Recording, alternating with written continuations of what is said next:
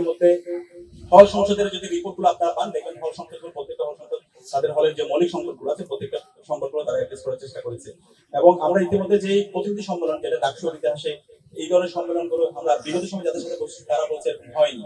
তো প্রতিনিধি সম্মেলন হয়েছে, প্রতিনিধি সম্মেলনে 8টি হল সংসদের যারা প্রতিনিধিরা ছিল তারা তাদের কথাগুলো বলেছে, মতামতগুলো দিয়েছে, এবং সেটাকে আমরা রিটেন ডকুমেন্ট আকারে আমরা নিয়ে এসেছি। সেটাও আমরা আপনাদের মাধ্যমে দেশবাসীর কাছে আমরা পৌঁছে দিব। তো এর পাশাপাশি আমরা চেষ্টা করেছি পুরো নির্বাচন পরবর্তী আমরা নতুন একটা রাজনৈতিক সংস্কৃতি বিনির্মাণ করার জন্য। ডাকসুতে যখন আমরা দায়িত্ব নিই, এখানে আমরা কোনো একক দলের এক এক বর্গের রাজনীতি করি না, আমরা বিশ্ববিদ্যালয়ের শিক্ষার্থীদের প্রতিনিধি। সুতরাং এই ক্যাম্পাসে কেউ বলতে পারবে না আমি কোনো শিক্ষার্থীর অধিকার হরণ করেছি, আমি কোনো শিক্ষার্থীদের জাস্ট আমার যে আদর্শ সেই আদর্শটা আমি চাপিয়ে দিয়েছি। আমরা বলেছি এই ক্যাম্পাসটা হবে একটা মার্কেট প্লেস অফ আইডিয়াস, এই ক্যাম্পাসটা হবে একটা মার্কেট প্লেস অফ ভ্যালুস। শিক্ষার্থীদের কাছে আমরা আইডিয়াস নিয়ে যাবো, ভ্যালুস নিয়ে যাবো। শিক্ষার্থীদের যে আইডিয়া ভালো লাগবে সেটা গ্রহণ করবে, যেটা ভালো লাগবে সেটা সমালোচনা করবে। কিন্তু এখানে কোনো ধরনের পেশশক্তি রাজনীতি চলবে না, মাসল পাওয়ার পলিটিক্স চলবে না, যেটা আমরা বিগত সময় দেখতে পেয়েছি।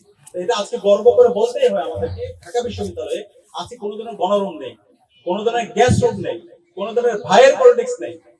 তো এই ধরনের ক্যাম্পাস, এটাকে একটা সাস্টেনেবল পজিশনে নিয়ে যাওয়া, ভবিষ্যতের জন্য কখনো আর গণরুম এবং গ্যাস রুম কাছে ফিরে না আসে, আর কখনো যেন হচ্ছে মাস্টার পাওয়ার পলিটিক্সের রাজনীতি ফিরে না আসে, সেটার জন্য আমরা কাজ করছি। সেটার জন্য কি কাজ? ইতিমধ্যে আমাদের জিএস ঘোষণা দিয়েছেন বিশ্ববিদ্যালয়, ইনশাআল্লাহ আমরা ঘোষণা দিচ্ছি আগামী 2 বছরের মধ্যে বিশ্ববিদ্যালয় আবাসন সংকট থাকবে না ইনশাআল্লাহ। এবং সেটার জন্য আমরা কাজ করছি।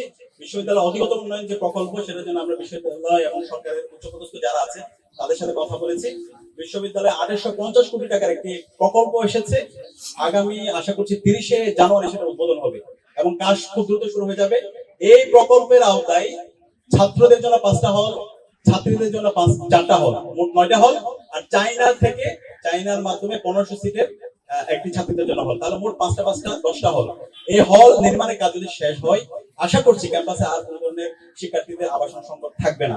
যে এই স্বপ্নের কথা আমরা বলছিলাম, একজন শিক্ষার্থী প্রথম বর্ষে এসে বিশ্ববিদ্যালয়ে তার থাকা নিয়ে তার চিন্তা করতে হবে, সে চমৎকার একটা রুম পাবে, পড়ার টেবিল পাবে, তার সুন্দর একটা খাট থাকবে, এবং সেই তার প্রত্যাশিত স্বপ্নের ক্যাম্পাসটা পাবে। তো সেই প্রত্যাশিত ক্যাম্পাসের ধার প্রান্তে আল্লাহর রহমতে আমরা চলে যাচ্ছি। আশা করছি আমাদেরকে দেশবাসী যেভাবে আমাদেরকে দোয়া করছে, শিক্ষার্থীরা যেভাবে আমাদের পাশে আছে, আমরা শিক্ষার্থীদেরকে সাথে নিয়ে, শিক্ষার্থীরা আমাদেরকে যে বৈধতা দিয়েছিল সেই বৈধতাকে সাথে নিয়ে, শিক্ষার্থীদের ম্যান্ডেট নিয়ে আমরা সব দাবি দেওয়া আদায় করে নেব ইনশাআল্লাহ।